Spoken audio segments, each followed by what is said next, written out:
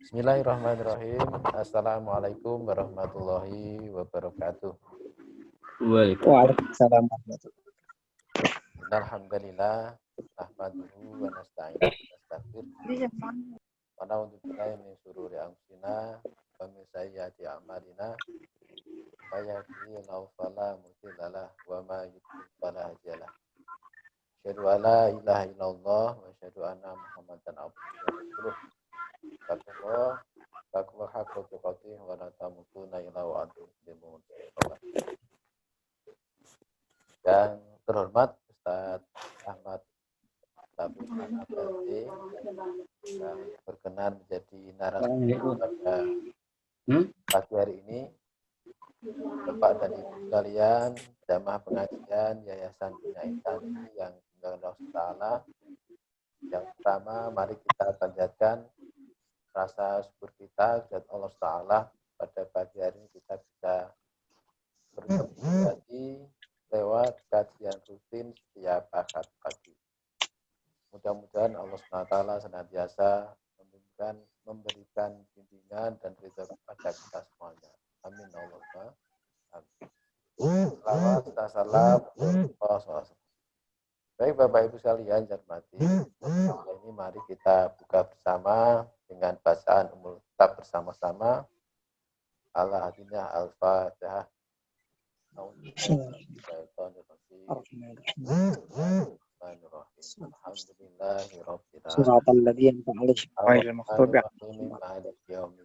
Iyyaka na'budu wa iyyaka nasta'in. Ihdinas siratal mustaqim. Siratal ladzina an'amta 'alaihim ghairil maghdubi 'alaihim waladdallin. Bapak Ibu yang saya hormati, alhamdulillah sampai saat ini sudah ada 24 partisipan, akan terus bertambah insyaallah. Perlu kami sampaikan bahwa kajian ini diselenggarakan oleh Yayasan Bina Insani Kabupaten Grobogan. Ini kita selenggarakan tidak lain dalam rangka untuk bagaimana kita hamba Allah untuk bersyukur mendekatkan diri kita kepada Allah Subhanahu wa taala. Bapak Ibu sekalian, untuk tema yang kita angkat pada pagi ini adalah tentang bagaimana sikap seorang muslim apabila menghadapi itu kalau disebutkan dalam Al-Quran bisa dalam bentuk kekurangan makanan, kemudian kesulitan, bahkan nikmat itu juga termasuk ujian. Untuk saat ini Bapak Ibu barangkali kita tahu sendiri kita sedang dihadapi pada masalah yang namanya wabah pandemi. Kalau beberapa waktu misalnya ada yang mengatakan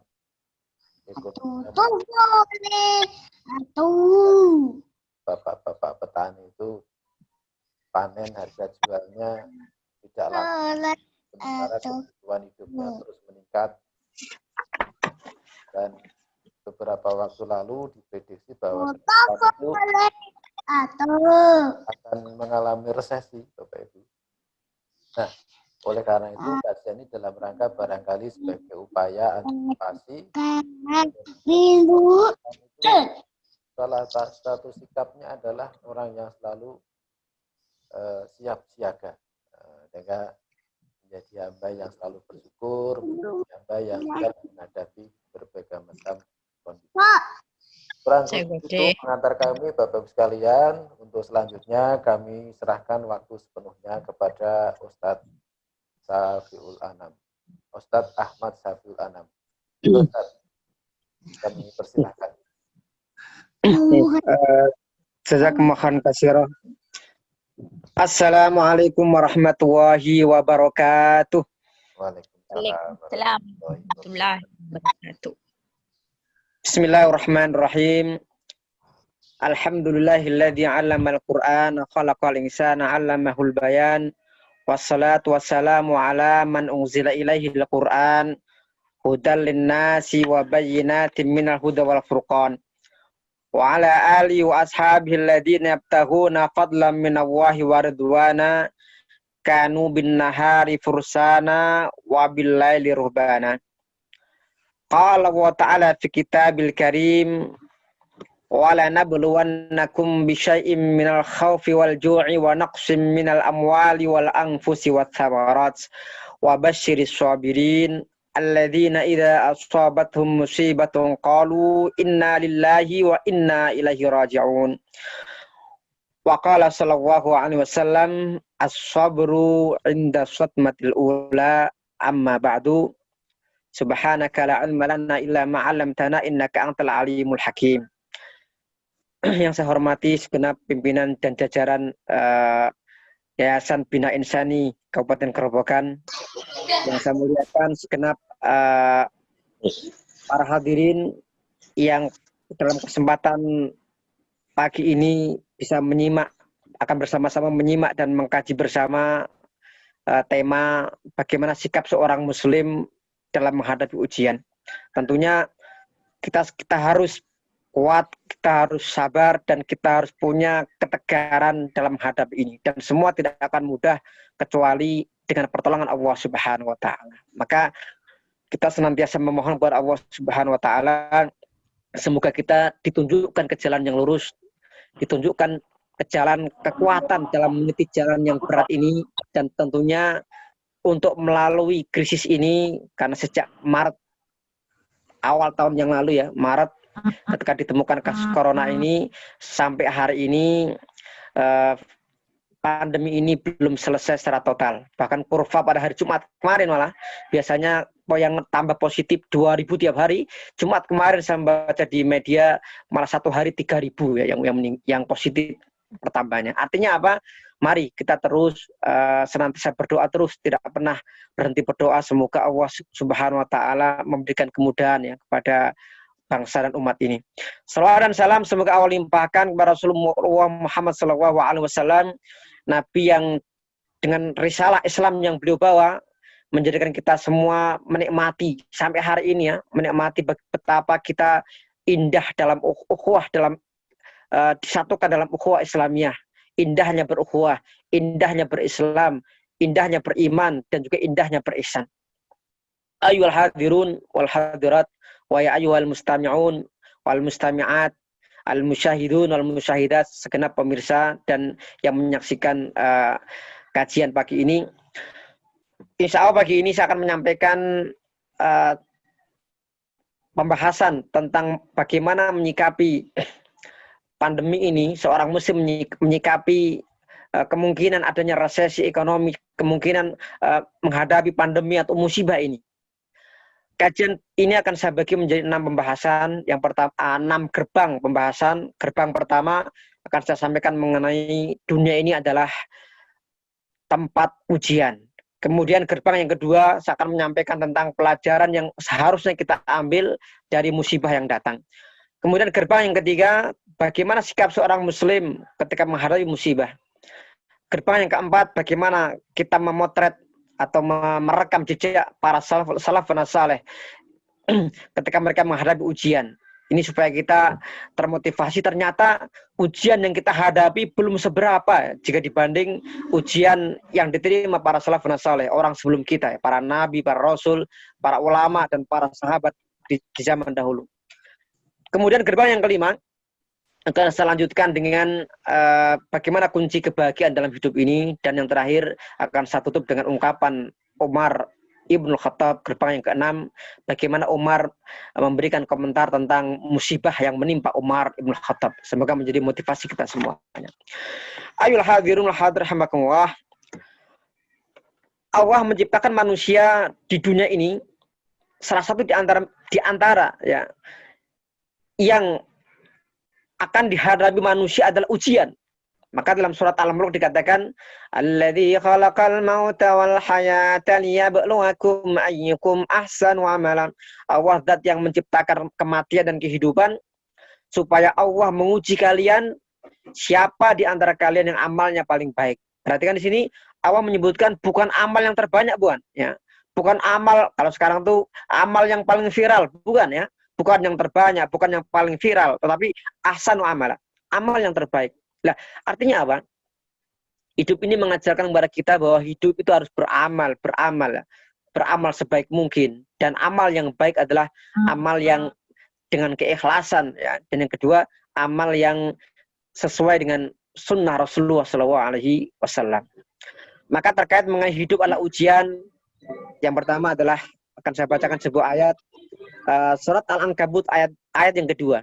Allah berkalam, ahasiban nasu ayatraku ayyaqulu amanna wahum la yuftanun. Apakah manusia mereka menyangka bahwa mereka akan ditinggalkan begitu saja? Mereka mengatakan kami beriman sementara mereka tidak diuji. Tidak mungkin seorang mengatakan kami beriman kemudian Allah percaya, tidak. Allah akan mempercayai kita ketika Allah kemudian memberikan ujian kepada kita. Maka salah satu di antara yang meningkatkan derajat seseorang manusia, seorang mukmin semakin tinggi derajatnya adalah ketika dia bisa melewati ujian itu. Dalam sebuah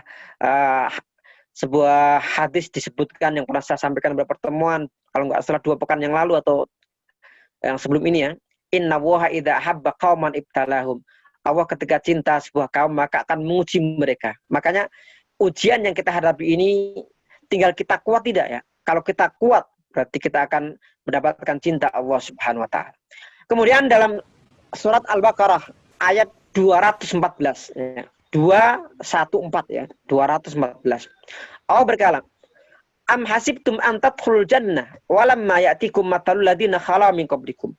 Apakah kalian menyangka kalian akan masuk surga sementara kalian belum datang pada kalian ujian yang menimpa seperti umat sebelum kalian?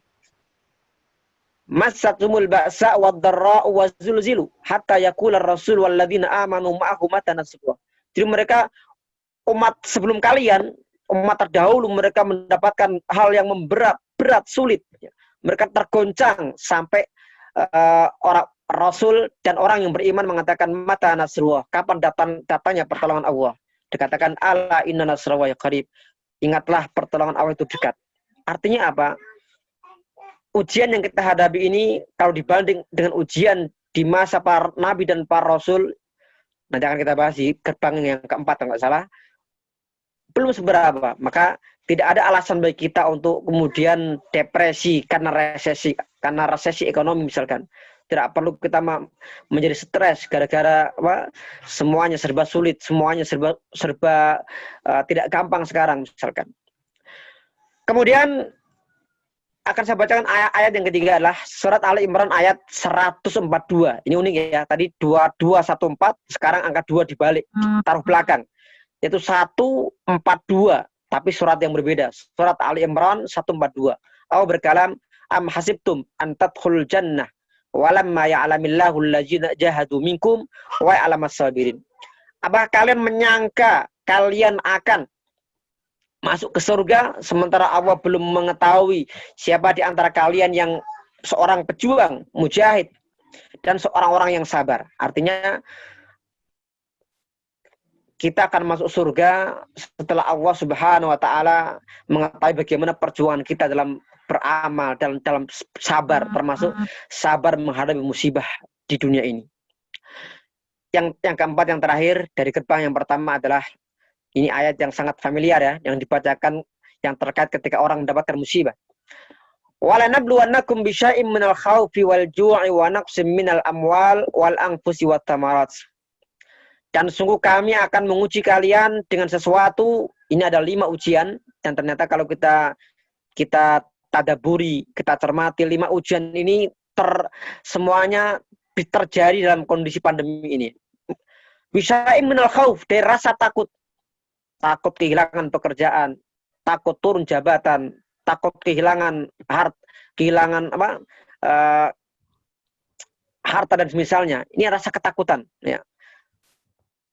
Kemudian wal ju', yang kedua, dan rasa lapar. Ujian yang kedua adalah rasa lapar ketika orang sulit mencari pangan, kemudian daya beli semakin lemah karena orang kerja di mana-mana, kebanyakan toko-toko dan misalnya mereka kemudian banyak yang offline, tidak banyak yang online, ya. Mereka kemudian ada yang mengurangi sampai mem-PHK karyawan dan misalnya. Ini alju, menjadikan masyarakat mereka menjadi lapar. Wa naqsim minal amwal, berkurangnya harta. Ada yang gajinya dikurangi, ada yang tunjangannya dikurangi. Bahkan ada yang sampai di masa pandemi harus kehilangan harta, ya. Karena misalkan munculnya kriminalitas, ada pencurian, mereka butuh makan, kemudian mencuri sampai bahkan kadang sampai membunuh misalkan. Wa na'udzubillah ya. Ini ujian yang berat ya. Wal anfus, dan ujian kami ujikannya dengan berkurangnya jiwa.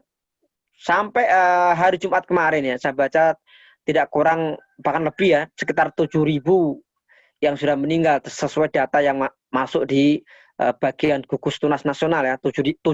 Artinya korban ini ya semoga segera berhenti ya, tetapi Allah Subhanahu wa taala yang Maha tahu sampai kapan ini akan berhenti ya. Tugas kita adalah kita berusaha ya mengikuti protokol kesehatan. Kalau kita keluar bahkan apa dalam hal yang sangat sekecil apapun kita harus hati-hati ya. Misalkan seperti berjabat tangan, kalau kondisinya sangat tidak memungkinkan, mungkin kita hindari. Kecuali kalau kita sudah aman ya, ada cuci tangan dulu, kemudian jabat tangan, aman silahkan.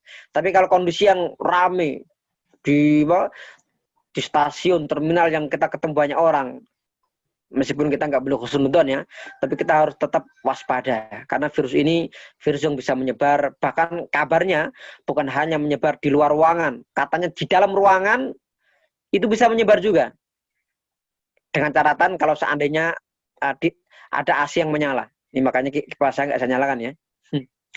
Kemudian kita masuk ke selanjutnya, wasamarat, dan berkurangnya buah-buahan. Ini secara umum ya buah-buahan, kemudian sembako, kemudian ini berkurang ya. Misalkan kita lihat bahwa di sawah-sawah banyak petani yang mereka mulai tidak bertani misalkan, atau mereka bertani bagaimana disampaikan Ustaz Kamto tadi, bertani hasilnya dijual tidak cucuk dan mereka kemudian kembali ke awal lagi. Mereka harus ibaratnya orang punya modal untuk bertani, hasilnya itu dimakan, berarti nggak punya untung.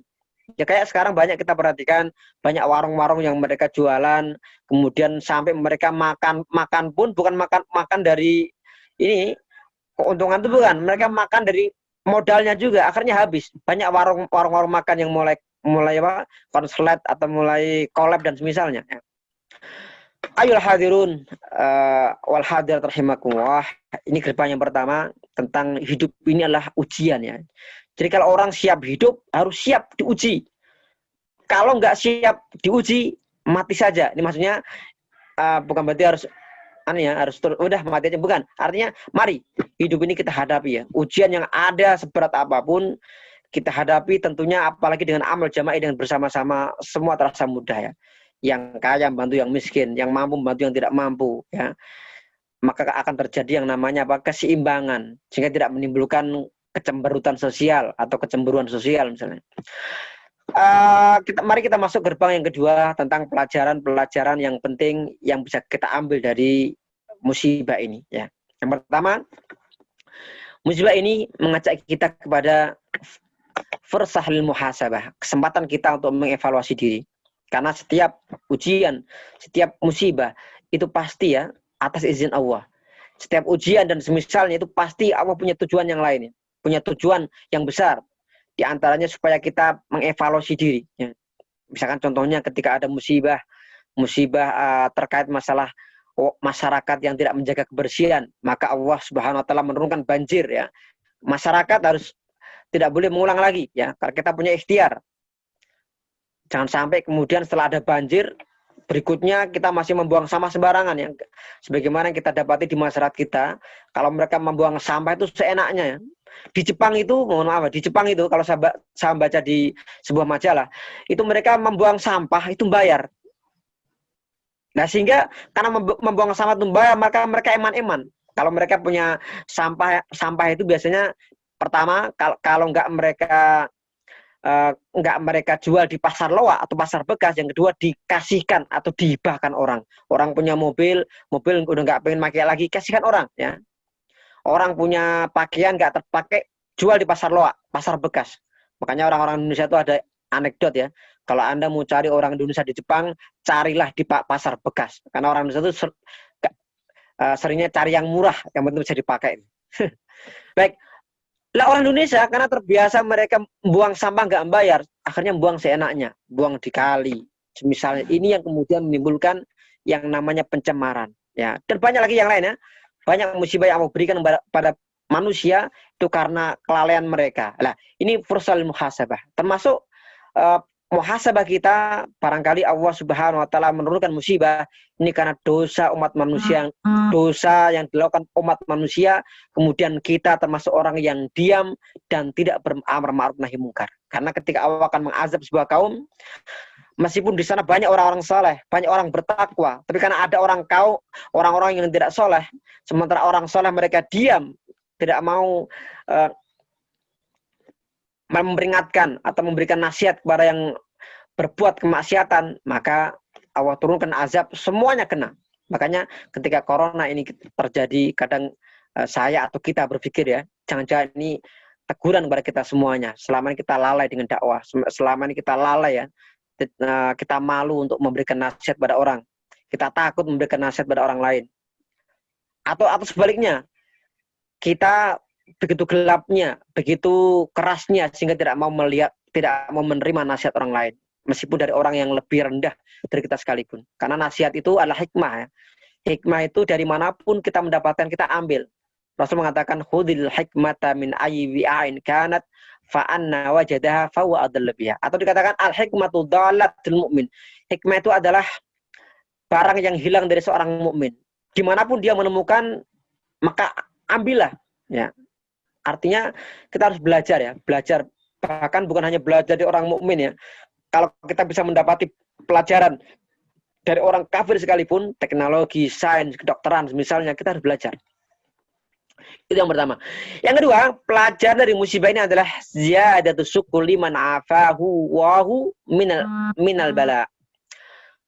Semakin bertambahnya syukur kita kepada Allah Subhanahu wa taala karena Allah telah menyelamatkan kita masih sampai hari ini ya, khususnya yang sekarang masih menyimak, masih diberikan kesehatan, sementara di antara saudara-saudara kita yang lain mereka mendapatkan musibah, bahkan ada yang meninggal karena COVID ini.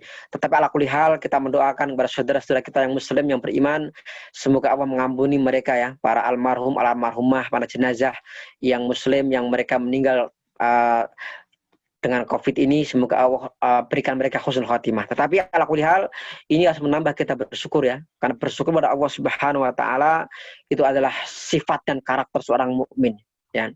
Seorang mukmin itu karakternya dua ya. Kalau mendapatkan nikmat, syukur pada Allah.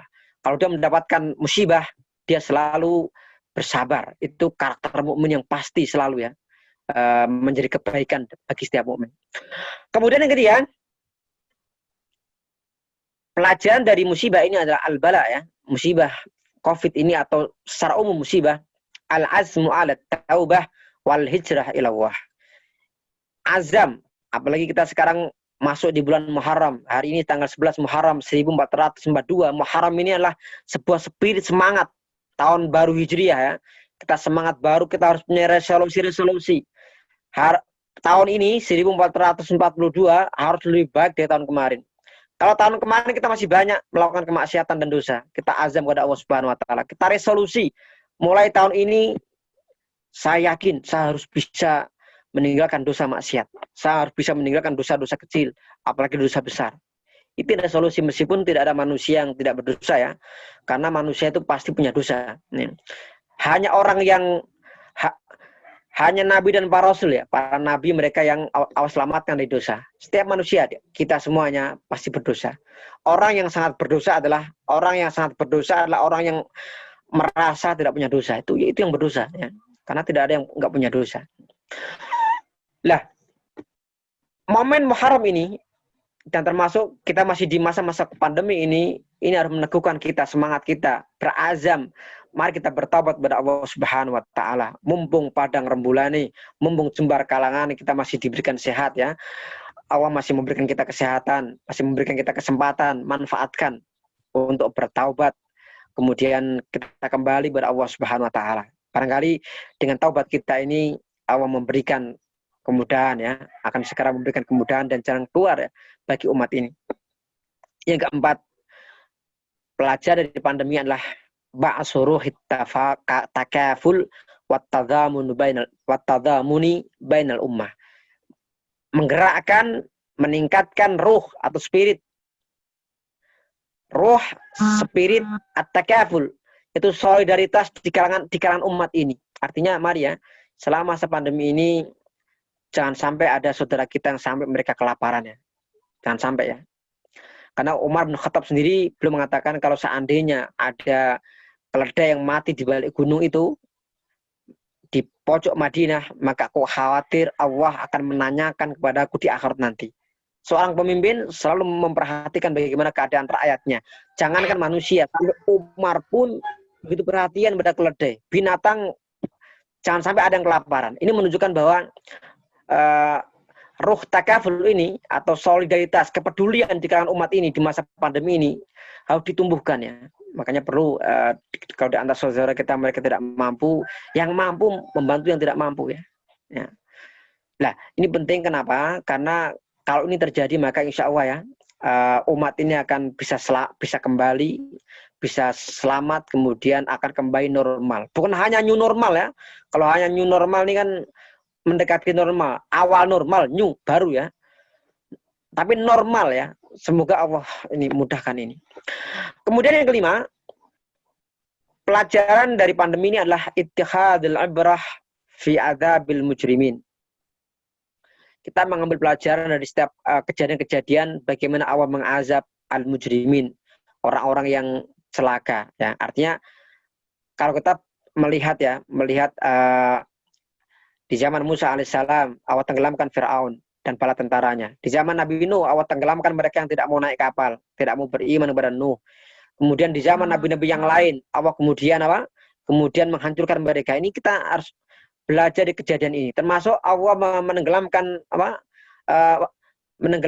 kaum Nabi Lut, di mana bumi mengalami likuifaksi, ya bumi terbalik, manusia kemudian masuk ke bawah, tanah yang masuk jadi ke atas. Ini kan atas jadi bawah, bawah jadi atas. Ini azab pada kaum Nabi Lut. Nah, kita khawatir kalau seandainya musibah ini bagian dari azab itu. Tentunya kita berharap tidak ya, karena kita berharap semoga ini hanyalah bagaimana cara Allah Subhanahu wa taala untuk meningkatkan, untuk mengangkat derajat umat Islam ini, kaum yang beriman ini. Itu poin yang kelima. Kemudian poin yang keenam, bagaimana cara pelajaran dari musibah ini adalah inna lillahi wa inna ilaihi rajiun.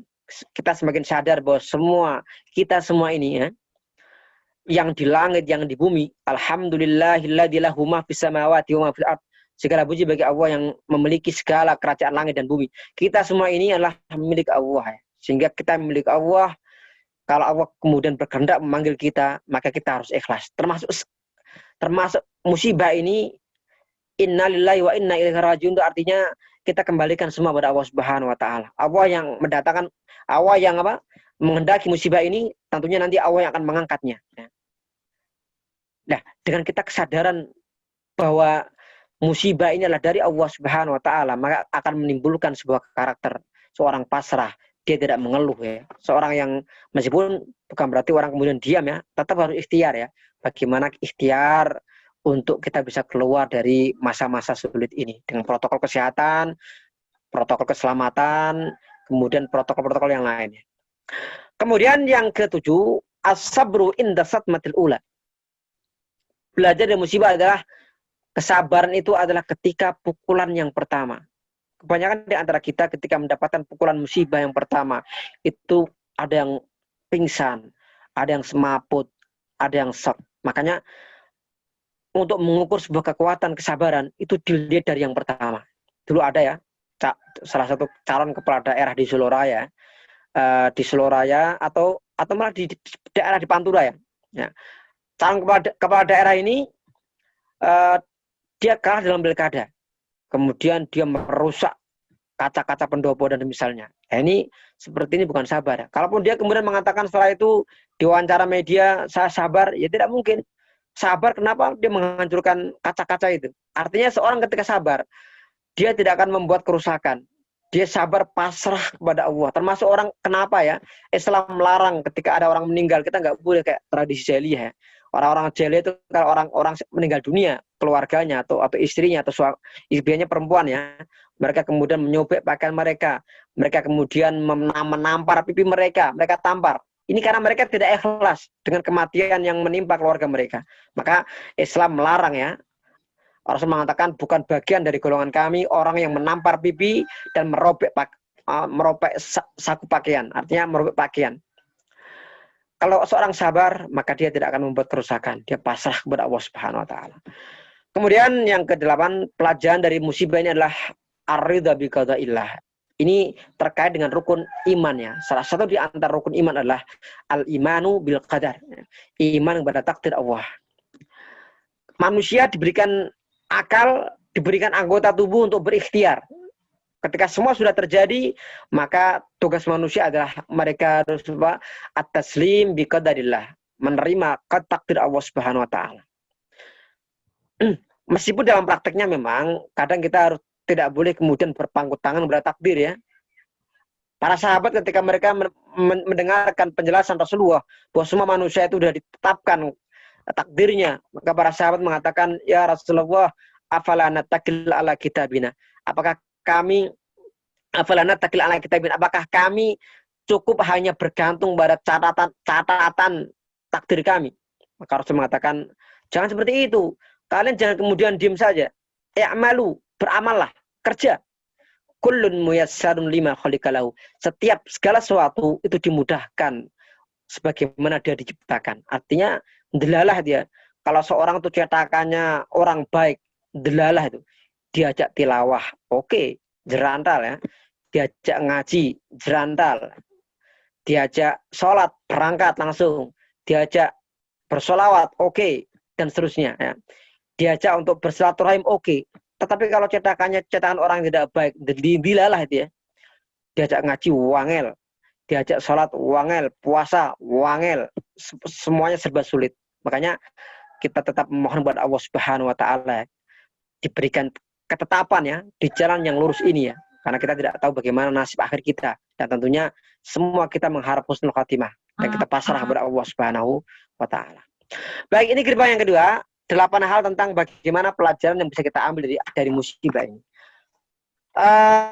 Gerbang yang ketiga tentang bagaimana sikap seorang muslim ketika menghadapi musibah ini. Apa yang kita lakukan? Yang pertama adalah kita hanya bergantung dan mengadu hanya kepada Allah Subhanahu wa taala. Ketika Nabi Yakub alaihissalam ya, yang punya anak bernama Yusuf alaihissalam yang kemudian oleh saudara-saudara yang lain ya, saudara yang beda ibu kemudian dimasukkan ke dalam sumur ya. Setelah lama Nabi Yusuf tidak kembali ya, maka kemudian Nabi Yakub mengatakan innama ashku bathi wa huzni ila Allah. Sesungguhnya aku mengadukan kesedihanku, kegelisahanku kepada Allah. Jadi kita ini dalam kondisi yang sulit sekarang, kita tidak boleh mengadu kepada siapapun ya. Kita hanya boleh mengadu hanya kepada Allah Subhanahu wa taala. Karena Allah lah zat yang nanti bisa mengangkat virus ini, mengangkat pandemi ini ya. Kalau kita mengadu kepada manusia, ini tidak akan menyelesaikan masalah ya. Tapi mengadu kepada Allah dan tentunya dengan ikhtiar manusia, ikhtiar bumi ya, maka akan datang pertolongan langit. Kalau ikhtiar bumi kita lakukan, Allah mudahkan pertolongan langit diturunkan ke bumi ya. Yang kedua adalah bagaimana sikap kita ketika menyikapi pandemi ini, maka teladanilah apa yang dikatakan Nabi Ayub alaihissalam ketika beliau terkena penyakit kulit ya. Beliau terkena penyakit kulit yang lama sekali. Yang lama, beliau mengatakan anni masani syaitanu binusbi wa adzabi. Ya Allah, aku telah tertimpa, setan telah menimpakan kepadaku kepayahan dan azab. Padahal yang memberikan penyakitan Allah Subhanahu wa taala, tetapi Nabi Ayub mengatakan setan. Ini merupakan adab ya. Kita tidak boleh kemudian bersuudzon pada Allah. Nah, ini corona ini gara-gara Tuhan nih. Enggak boleh. Ya. Kenapa? Kita harus punya adab pada Allah. Ya sama dengan Nabi Ibrahim alaihissalam, beliau mengatakan wa idza maridtu fa huwa yashfin. Ketika aku sakit, Allah yang menyembuhkanku. Beliau tidak mengatakan ketika Allah telah membuat aku sakit, bukan. Ketika aku sakit, Allah yang menyembuhkanku. Artinya hidup ini harus ada adab ya. Dengan Allah kita berdoa adab. kita membaca Al-Fatihah ada adabnya. Alhamdulillahirabbil alamin, arrahmanir rahim, maliki yaumiddin. Ini 3 ayat ini kita menjelaskan Allah segala pujian bagi Allah, ini memuji ya. Kemudian iyyaka na'budu wa iyyaka nasta'in, menguatkan pujian hanya kepada Engkau kami menyembah, hanya kepada Engkau ya kami. Kemudian ihdinas siratal mustaqim, tunjukkan kami di jalan yang lurus. Setelah kita memuji Allah, kita kemudian baru memohon ya, memohon jalan lurus ditetapkan, dikuatkan di jalan yang lurus. Artinya apa? Kita harus punya adab kepada Allah. Kita minta kepada Allah juga harus ada adabnya. Kita memuji ya, baru kemudian kita mohon kepada Allah. Ya sama dengan dalam kehidupan ini ya. Kalau ada proposal ya kita harus bahasanya kita perhalus, panjang sekali ya, membuat sebuah deskripsi yang panjang, baru kemudian kita memohon proposal misalkan. Apalagi pada Allah Subhanahu wa taala. Kemudian itu yang kedua ya. Yang ketiga, sikap kita menghadapi pandemi ini adalah sabatun wa jaldah. Kita harus punya ketegaran, kekuatan ya. Karena orang-orang yang tidak kuat dia akan berhenti di tengah jalan. Orang-orang yang tidak tegar dia berhenti. Sama, menghadapi situasi ini, maka sebesar apapun kekuatan kita yang kita miliki, seberapa besar yang kita miliki, itu yang menentukan apa kita nanti akan bisa melalui krisis ini dengan selamat. Kalau orang sudah di tengah jalan sudah pusing, depresi, ya kita lihat sendiri ya, ada sebagian yang bisa bunuh diri, ada sebagian yang melakukan kriminalitas. Ini efek karena orang sudah tidak punya ketegaran iman, tidak punya ketegaran akhlak, ya. Sudah hilang, akal sehatnya hilang. Wa na'udzubillah, summa na'udzubillah. Kemudian yang kelima, sikap kita dalam menghadapi pandemi ini terkait masalah ekonomi keluarga misalkan, kita harus benar-benar memprioritaskan yang terpenting dan yang paling penting.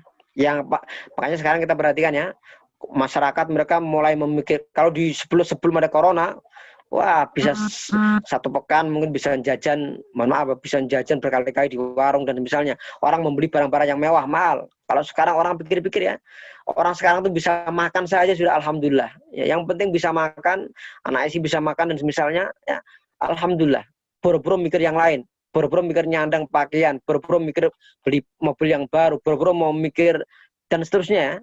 Ini kita sekarang fokusnya bagaimana prioritas kebutuhan yang kita ada, prioritas yang kita mau, ada yang kita mampu ya.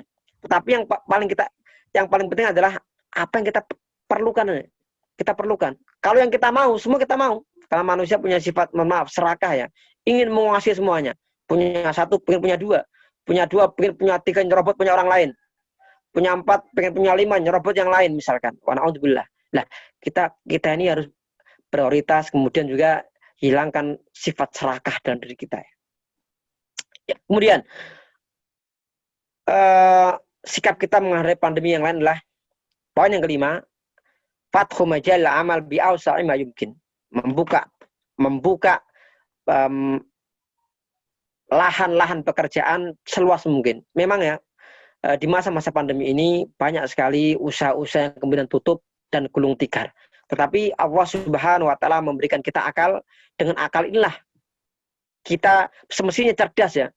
Kita cerdas untuk bagaimana membuka peluang yang lain. Karena Allah Subhanahu wa taala ketika menutup sebuah pintu, yakinlah Allah itu membuka pintu yang lain.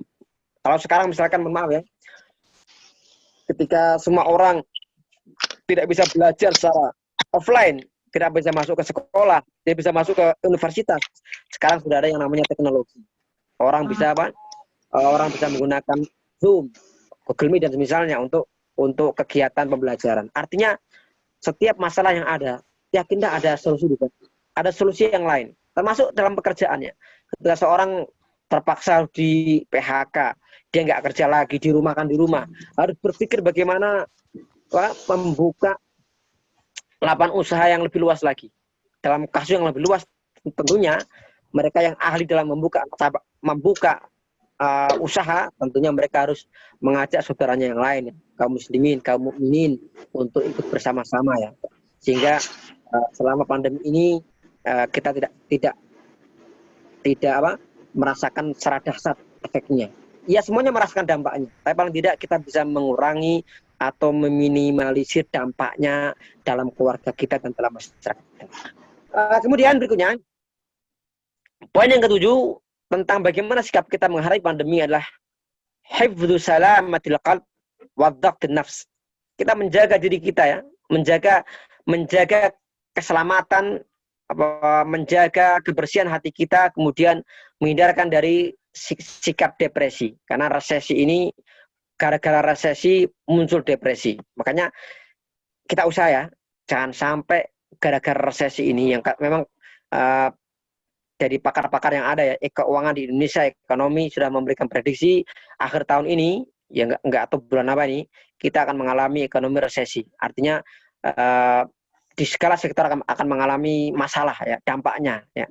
Karena sudah berbulan-bulan kita segala bidang usaha dan pabrik dan misalnya tutup ya. Banyak yang tidak normal ya, sehingga akan membawa dampak ekspor impor terdampak, sehingga otomatis ini membawa akibat ekonomi rakyat itu menjadi lemah. Padahal pemerintah itu kuat ya karena disokong oleh rakyat. Kalau rakyatnya ekonominya lemah, bagaimana ini? Makanya perlu ada saling menguatkan ya antara pemerintah dan rakyat, saling bahu membau bagaimana bisa kembali ya ke waktu yang kembali normal seperti biasa. Tentu ini bukan hal yang mudah ya, karena pakar ekonomis apapun untuk menghadapi sekarang, jangankan kita ya, di luar negeri ya, di Emirat, di Timur Tengah, di berbagai negara, bahkan Amerika yang kita mengenal Amerika dengan uang dolar di mana-mana ya, mereka punya kekuatan dalam kurs dolar mereka, itu pun sekarang mengalami dampak luar biasa karena corona ini. Makanya mari Allah tidak akan menolong kita kecuali kalau kita bersama-sama ya. Kita bersama-sama bergandeng tangan keluar bersama dari pandemi ini ya. Artinya dari dampaknya. Dengan apa? Dengan saling kepedulian, saling solidaritas di antara kita semuanya. Kemudian berikutnya adalah sikap kita adalah raja bimustaqbalin zahir. Kita harus tetap optimis ya. Kita harus tetap optimis bahwa masa depan itu ada, bahwa harapan itu ada. Karena seorang yang beriman, dia sama sekali tidak akan pernah berputus asa. Orang yang beriman tidak seperti orang kafir ya. Al-Quran mengatakan, innahu la yai'asu min rauhillah illal qaumul kafirun. Dalam surat Yusuf, sesungguhnya hanya orang-orang kafir yang mereka berputus asa. Seorang mukmin dia selalu ada harapannya. Selalu di depannya harapan menanti, sehingga kita tidak boleh putus asa ya. Tidak boleh putus asa atau lemah diri atau kemudian rendah diri dan tidak mau bergerak sampai kemudian semuanya hancur. Kita banyak ya di masa-masa corona ini, ada yang mereka kemudian keluarga cerai, keluarga berantakan, broken home karena pandemi ini. Makanya mari, meskipun kondisi seperti ini, jangan sampai kita depresi, jangan sampai keluarga kita berantakan. Kita harus jaga ya. Kita bangun keluarga karena Allah, tentunya juga kita menghadapi situasi ini juga karena Allah, tentunya dengan pertolongan Allah Subhanahu wa taala. Kemudian yang berikutnya, yang poin yang ke-9 ya, di antara sikap kita sebagai seorang muslim adalah hirs ala talabir rizqil halal. Kita tetap berusaha menjaga terus ya, mencari rezeki yang halal. Dengan adanya musibah ini bukan berarti kita kemudian dibebaskan, ini masa darurat sehingga orang boleh mencuri, boleh merampok, ini salah. Dalam kondisi sulit apapun, kita harus tetap melihat, memperhatikan mana hal dan haram ya. Yang haram tidak boleh kita jalani ya. Kita harus mencari rezeki dengan cara yang halal ya. Tidak boleh dengan cara menipu orang. Tidak boleh dengan cara kita berbuat bohong, mengurangi timbangan dan semisalnya seperti itu. Yang banyak terjadi di media sosial ya, banyaknya penipuan, bahkan sampai kepada pembunuhan ya. Ini wa na'udzubillah. Kita berharap pandemi ini tidak menjadikan kita menjadi umat-umat yang stres, umat yang kemudian depresi, sehingga kita seperti ayam yang kehilangan induknya ya, dilari ngalor ngidul ngetan ngulon enggak tentu arah, tapi kita punya Allah Subhanahu wa taala. Allah yang Maha besar yang insya Allah segala masalah besar akan terselesaikan. Itu poin yang ketiga. Poin yang keempat atau gerbang yang keempat, kita akan belajar sedikit ya bagaimana para salaf dan saleh, orang-orang sebelum kita, mereka bagaimana mereka belajar ya, bagaimana mereka belajar bagaimana mereka memberikan teladan kita, kuatnya mereka dalam menghadapi musibah. Tidak semua saya sampaikan, ada sebagian kisah yang saya sampaikan. Di zaman Rasulullah SAW, ketika beliau di masa kenabian, di masa-masa awal sebelum beliau hijrah, itu pernah ketika di Makkah selama 3 tahun, itu orang-orang Quraisy mereka luar biasa apa, mereka apa, menolak ajaran Rasulullah. Mereka kemudian membuat sebuah peraturan ya, di sebuah kertas mereka tulis bahwa orang-orang Mekah mereka tidak boleh saling berbicara dengan Rasulullah dan keluarganya, Bani Hashim, Bani Abdul Muthalib. Kemudian tidak boleh saling jual beli, bahkan tidak boleh saling menikah di antara orang-orang Mekah dengan Bani Hashim dan Bani Abdul Muthalib atau keluarga Rasulullah. Itu dipasang di dinding Ka'bah, dan saat itu ada sebuah aturan ya, sebagaimana seperti sekarang ya.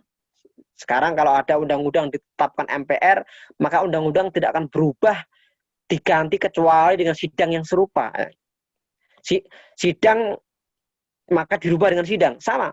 Selama itu masih ditempel di Ka'bah, maka itu berlaku terus. Dan selama 3 tahun kaum muslim mereka di embargo. Kalau sekarang itu embargo ya, diboikot mereka di lorong Abu Thalib, si Ibu Abi Thalib, di sebuah ruangan tertentu. Mereka dalam banyak riwayat mereka hanya makan dari daun-daunan dan semisalnya. Ya. Sangat serba kekurangan. Karena mereka nggak bisa jual beli ya. Makanan luar tutup. Dan mereka terisolasi. Ya. Dan sampai kemudian Allah Subhanahu wa taala memberikan pertolongan. Pertolongan ternyata keluarga Rasulullah, keluarga Bani Hashim, Bani Abdul Muthalib yang lainnya, yang mereka masih kafir, mereka kasihan. Jadi orang-orang Arab itu kalau terkait masalah keluarga, itu kuat. Hubungan keluarga itu emosi kuat ya. Mereka melihat, oh ini keluarga saya juga ini, saya kasihan. Akhirnya ada di antara mereka yang kemudian punya inisiatif datang ke Ka'bah untuk segera merobek kertas peraturan tadi ya, yang tidak boleh saling jual beli dan semisalnya tadi. Ternyata mereka sampai sana, kertas itu sudah dimakan rayap habis. Nah, artinya apa? Yang kita ambil pelajarannya adalah Allah Subhanahu wa taala kadang menolong sebuah umat manusia, sebuah menolong orang manusia, segolongan kaum itu ditolong dengan makhluknya yang paling remeh sekalipun. Coba bayangkan, rayap itu makan kertas habis ya. Itu kemudian menjadikan Rasulullah bersama para pengikutnya itu selamat dari embargo itu. Makanya di masa pandemi ini bisa jadi ada di antara doa yang makbul itu bukan doa orang yang kaya di antara kita ya. Mungkin ada orang yang lemah, seorang yatim, para duafa, para fuqara, para masakin, yang kita memberikan santunan pada mereka.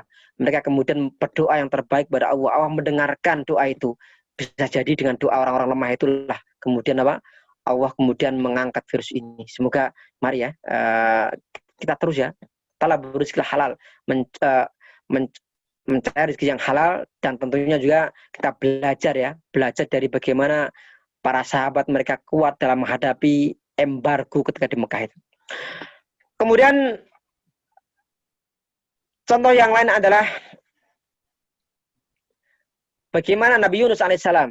Jadi ujian yang diterima para salafun saleh itu luar biasa ya. Nabi Yunus alaihissalam itu pernah beliau ketika saking marah dan jengkel pada kaumnya, mereka nggak beriman ya. Beliau kemudian lari masuk ke laut, kemudian di sana naik kapal, dan di kapal itu ternyata kapalnya mengalami oleng. Dan salah satu mereka mengatakan, ini jangan-jangan kapal oleng itu karena ada di antara kalian yang naik, di antara kalian yang punya dosa. Maka kemudian diadakan undian ya, dan selalu keluar nama Yunus ya, alaihissalam. Akhirnya Nabi Yunus dilemparkan ke laut, kemudian beliau dimakan oleh ikan hut, dan di dalam laut itu bro menyesali ya, dan kemudian berzikir terus, la ilaha illa anta subhanaka inni kuntu minadz dzalimin. Tidak ada Tuhan selain Engkau ya Allah. Bayangkan coba di dalam laut itu beliau kan otomatis kan dalam banyak riwayat dikatakan beliau di sana itu puasa ya, di dalam ikan hut. Ada yang tanya, Ustaz, kalau puasa di ikan hut berarti sahurnya pakai apa? Ya wa alam bisawab ya. Yang jelas beliau puasa di sana, kemudian banyak berzikir, la ilaha illa anta subhanak inni kuntu minadz dzalimin. Sampai kemudian Allah selamatkan Nabi Yunus ini dengan doa tadi ya. Makanya ini ungkapan la ilaha illa anta subhanak inilah doa yang pantas kita baca ketika masa-masa sulit, termasuk Nabi Yunus dalam perut ikan. Sekarang kita juga dalam perut corona ya, dalam gambaran yang lain. Mari kita banyak mengucapkan dalam doa kita la ilaha illa anta subhanaka inni kuntu minadz dzalimin. Semoga sebagaimana Nabi Yunus dikeluarkan dari perut ikan, kita juga dikeluarkan dari perut corona. Artinya Allah selamatkan kita semua dari pandemi ini. La ilaha illa anta subhanak inni kuntu minadz dzalimin. Baik, ini gerbang yang kedua, gerbang yang keempat. Saya kira cukup 2 kisah itu aja karena waktu sudah jam 9:07. Kita lanjutkan gerbang yang kelima, tentang kunci kebahagiaan dalam hidup ini. Kalau saya sampaikan bahwa ada 5 kunci ya. Yang pertama adalah kalau kita hidup la ta'saw ala ma fatakum. Kalian jangan merasa kecewa atau sedih karena kalian belum mendapatkan sesuatu. Orang banyak punya cita-cita, kemudian belum tersampaikan, Allah belum mengabulkan.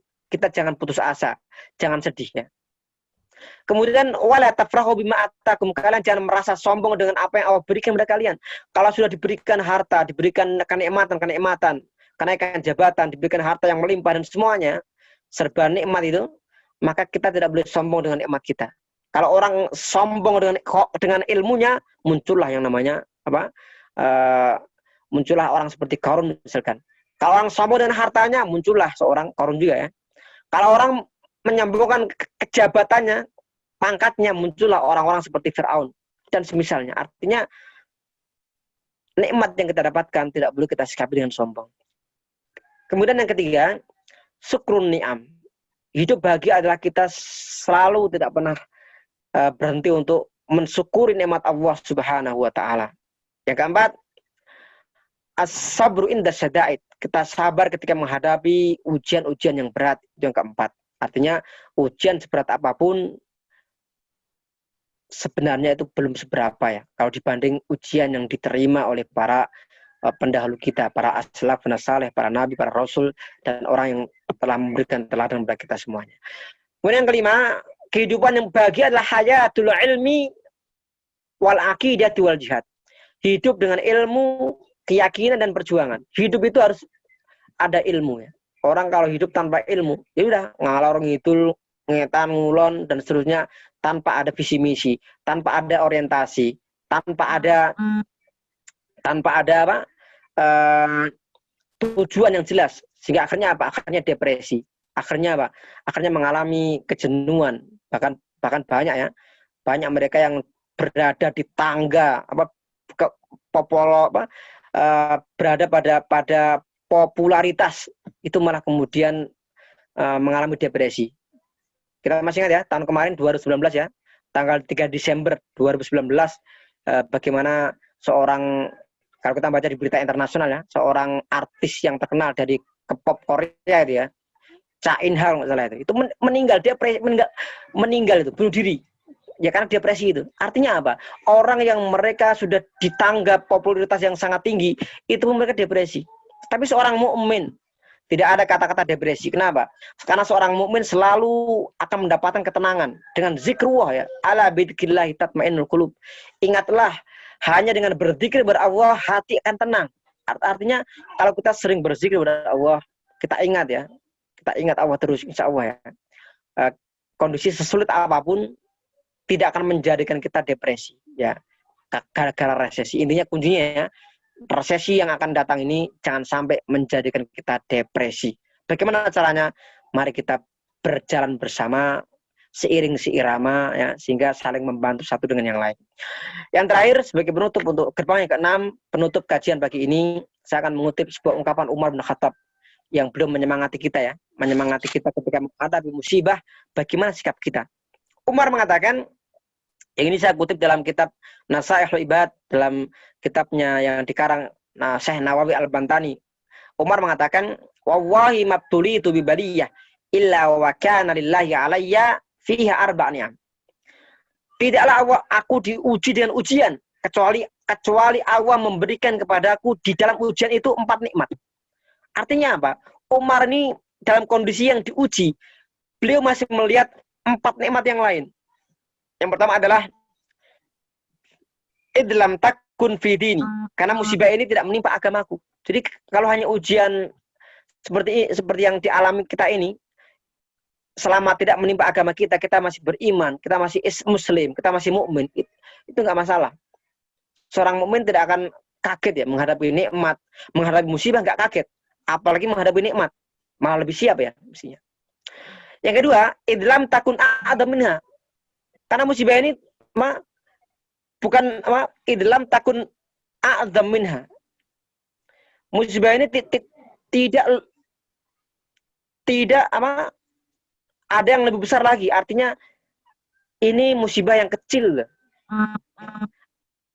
Musibah yang kecil artinya masih ada musibah-musibah lain ya, yang tentunya lebih besar. Jadi Umar mengatakan seperti itu. Yang ketiga beliau mengatakan idlam takun muhram ar-radha biha.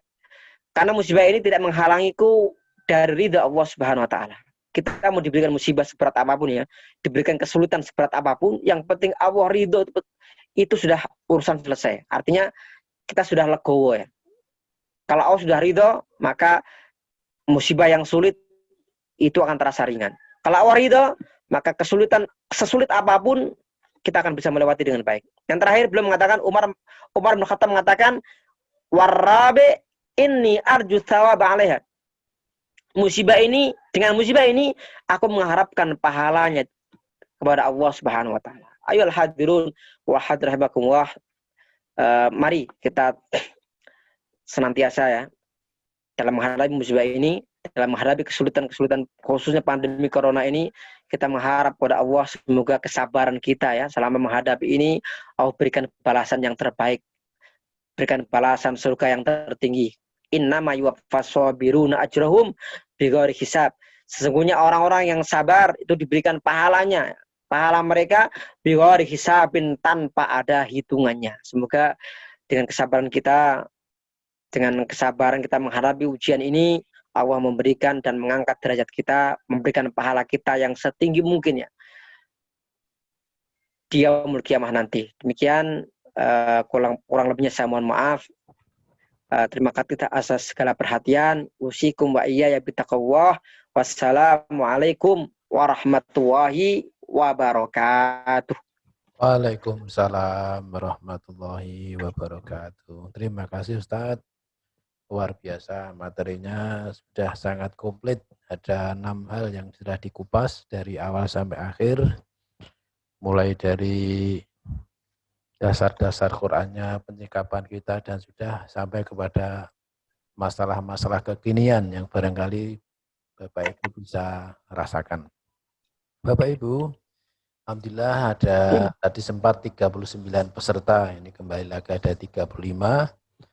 Barangkali dari Bapak Ibu ada yang mau bertanya untuk memperjelas tema pada kita pagi hari ini ada Bu Dita ini, Bu Dita Eli. Monggo Bu, silahkan untuk menyampaikan pertanyaannya, dipersilahkan monggo Bu. Silahkan, yang lain juga menyiapkan untuk mengacungkan tangan. Silahkan dimunculkan Mas. Terima kasih. Assalamualaikum warahmatullahi wabarakatuh. Waalaikumsalam warahmatullahi wabarakatuh. Assalamualaikum Ustadz, terima kasih atas ilmu yang sudah disampaikan tadi. Jadi ini yang saya tanyakan berkaitan dengan sikap-sikap dalam menghadapi pandemi tadi Ustadz. Jadi gini, terkadang realitanya itu kita kan masih melihat ini ya, ada orang-orang yang ada di sekitar kita itu lalai ataupun mengindahkan kebaikan. Contoh kecilnya misalnya masih ada yang belum mau cuci tangan seperti itu, kemudian ada yang belum mau memakai masker. Padahal kita itu sudah berupaya untuk juga diri kita itu sudah untuk rajin cuci tangan, terus pakai masker, terus dan menegur orang-orang yang masih belum seperti itu. Tapi ketika kita menegurnya, kadang itu kan kita masih kayak dikucilkan, kayak lah apa gitu kan.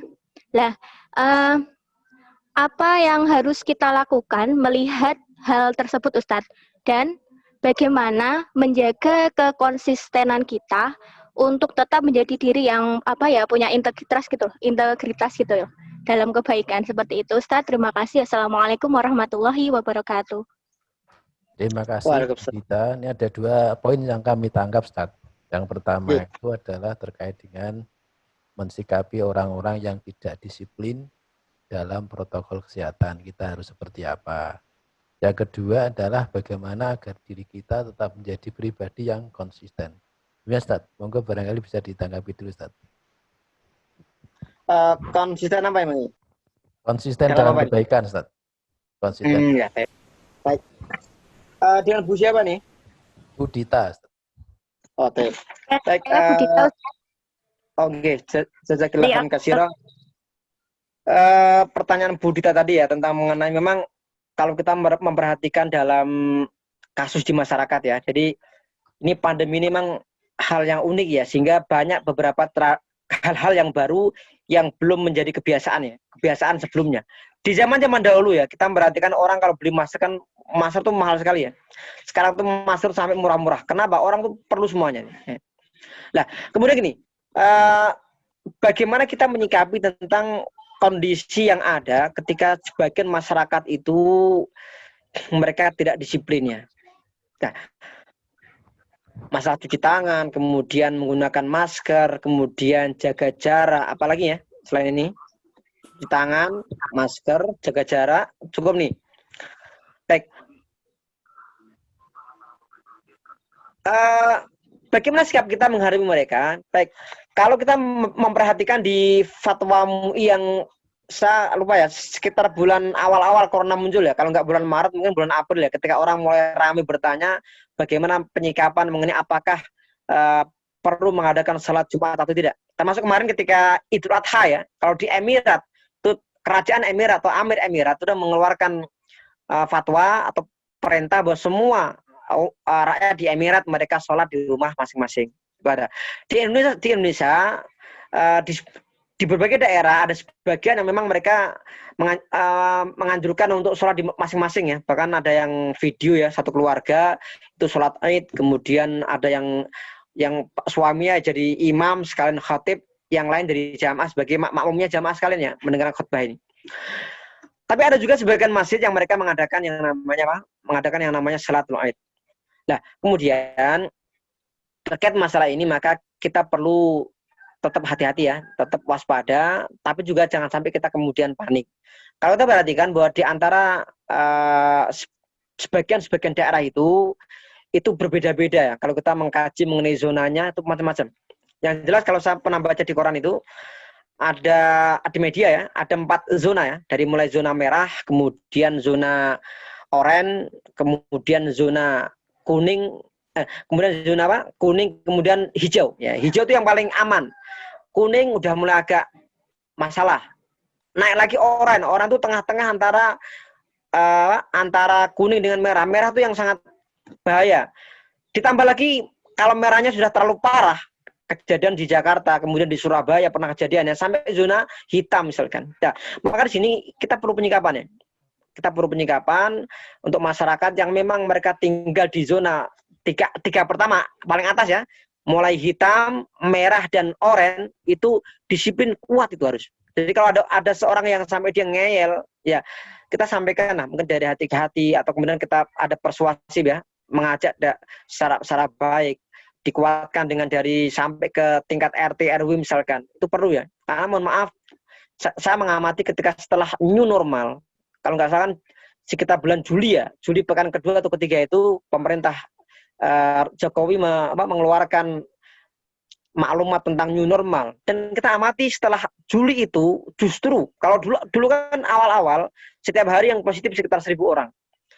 Setelah itu terus enggak terkendali sampai rata-rata 2.000. Bahkan kemarin Jumat itu satu hari tambah kalau nggak salah 3.003 atau 3.003 yang positif hari Jumat kemarin. Kalau hari Sabtu saya belum mengupdate nih ya, karena saya tiap hari update nih. Nah, artinya apa? Artinya kalau kita amati setelah new normal, masyarakat merasa itu padahal new normal itu beda dengan normal ya. Kalau normal oke, itu zona hijau aman ya. Tapi kalau new normal itu jadi masalah, mereka melihat memposisikan seperti biasa. Saya kemarin keponakan saya ya menikah ke Madura, mohon maaf. Di Madura saya tanya itu, apakah di sana ada pembatasan sosial? Apakah ada protokol kesehatan? Ternyata tidak ada. Yang namanya di kampung-kampung itu kadang kalau mereka sudah merasa yakin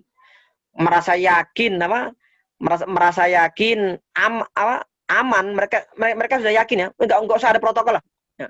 Makanya saya sering beberapa saat yang lalu kan saya sering SMS ke sebagian ikhwah di Gerobokan ya. Saya terus terang mulai bulan Februari ini hampir 7 bulan ya, saya belum pulang ke Gerobokan ya.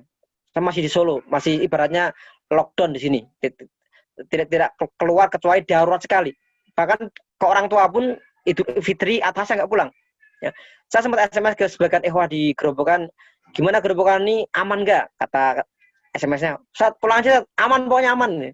Tapi saya masih mikir nih, artinya apa? Artinya ya saya khusnudon ya, Gerobokan aman ya. Cuma memang dalam sampai detik ini saya masih berkalkulasi ya, karena banyak hal yang tidak kita duga ya. Sehingga ya tentu kita memohon kepada Allah Subhanahu wa taala ya, diberikan kemudahan ya. Nah, makanya sekarang itu yang jadi masalah bukan hanya orang yang sudah orang yang kelihatan lansia atau anak-anak yang kemudian gampang terpapar virus. Tetapi sekarang muncul gejala ya, bahkan udah lama ya. Namanya OTG, orang tanpa gejala. Orang sehat, orangnya gagah, tetapi dia ada virus yang nempel. Nah, ini bahaya. Ketika ada virus yang nempel, ketemu orang yang dia punya imun yang lemah, ini masalah. Makanya mari ya, selama masa-masa pandemi ini jaga iman, jaga imun, insya Allah aman. Nah, tadi masalah-masalah zona tadi, kalau zonanya merah, hitam, oranye, ya kita harus disiplin kuat. Kemudian kalau zonanya zona kuning, ini yang di atas hijau, ya artinya untuk protokol kesehatan itu tidak begitu dipenkan ya, atau diperhatikan dengan secara total, cuma tetap ada kewaspadaan. Kalau zonanya zona hijau, ya aman silahkan. Cuma tadi pertanyaan saya, adakah di Indonesia ini yang zonanya benar-benar hijau? Setahu saya yang hijau itu kan Jawa Timur ya. Itu kan artinya di sana yang hijau biasanya kalau pilkada menang hijau. Tapi kan sekarang di sana bukan zona hijau. Di Surabaya, di Jawa Timur itu banyak kasus-kasus terbaru kan. Kejadian sampai ada di satu pesantren, kalau nggak salah di Banyuwangi itu mana ya? Di Banyuwangi ada pesantren yang sampai ratusan yang terpapar corona, yang berita baru itu. Artinya apa? Kita tetap harus waspada ya, waspada, dan jangan protokol kesehatan tetap kita laksanakan, tapi tawakal kita kepada Allah ya, bahwa yang memberikan semua penyakit itu Allah Subhanahu wa taala yang ya, kalau Allah menghendaki harus kita yakini ya. Jadi tetap kita tengah-tengah ya, tetap menjaga protokol kesehatan, tetapi juga tawakal kepada Allah. Nah, yang kita lihat di masyarakat sekarang itu ada yang satu tuh anti protokol, wis aman lah, sampai kemudian menerjang segala peraturan.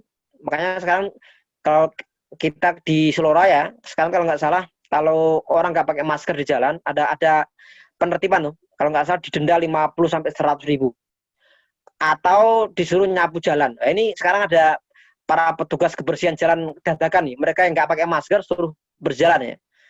Kalau masih ngotot lagi, nggak tuh KTP-nya disita. Nah, orang Indonesia itu kan, ya namanya orang Indonesia itu pintar-pintar ya. KTP disita, buat KTP baru, laporan KTP hilang. Ini kan wanaudzubillah nih. Nah, mari tetap kita tegur ya.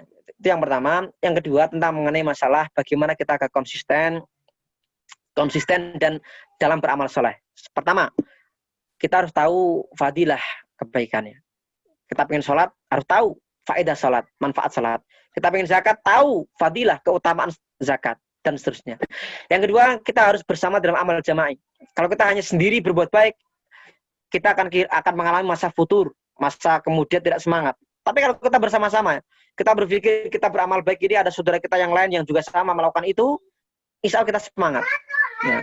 Kalau kita meninggalkan maksiat, kita juga berpikir banyak saudara kita yang juga melakukan hal yang sama. Kita akan semangat. Ya. Kita tidak berada dalam keterasingan, tapi kita berada dalam amal jama'i, amal secara kolektif. Itu yang kedua. Yang ketiga, kita memerlukan yang namanya keteladanan. Maka di masyarakat itu perlu keteladanan. Kalau di pesantren, seorang Pak Yai, Bu Nyai, itulah teladan santri. Kalau di guru, di sekolahan, maka seorang guru, Pak Guru, Bu Guru, itu teladan yang baik. Di dunia pemerintahan, maka bupati, wakil bupati, atau gubernur, wakil gubernur harus memberi teladan. Dalam konteks negara, maka presiden dan wakilnya harus memberikan teladan. Kalau itu dilakukan, maka mudah ya. Karena dikatakan dalam sebuah ungkapan, annasu ala dini mulukihim. Manusia itu akan mengikuti karakter rajanya. Kalau yang diteladani itu orang-orang baik, maka kita baik. Tapi kalau teladannya ke orang-orang yang tidak baik, maka itu jadi masalah. Itu akan membawa pengaruh. Itu yang ketiga. Kemudian berikutnya adalah bagaimana kita agar semangat untuk berbuat baik, tentu dengan kekuatan niat kita. Kita punya azam berhijrah kepada Allah Subhanahu wa taala. Maka di momentum Muharram ini ada sebuah hadis Rasul mengatakan wal muhajir man hajar man hawa anhu. Orang yang hijrah. Kalau hijrah itu udah hijrah ke Mekah Madinah udah selesai di zaman Rasul ya. Kalau sekarang al-muhajir, orang yang hijrah itu adalah man hajar man hawa anhu. Orang yang meninggalkan sesuatu yang dilarang Allah. Kita berhijrah dari kemaksiatan kepada ketaatan. Kita berhijrah dari dosa kepada pahala. Kita berhijrah dari dari hal yang membawa kita kepada neraka kepada hal yang membawa kita kepada surga. Ya. Ini hijrah yang sejati seperti ini.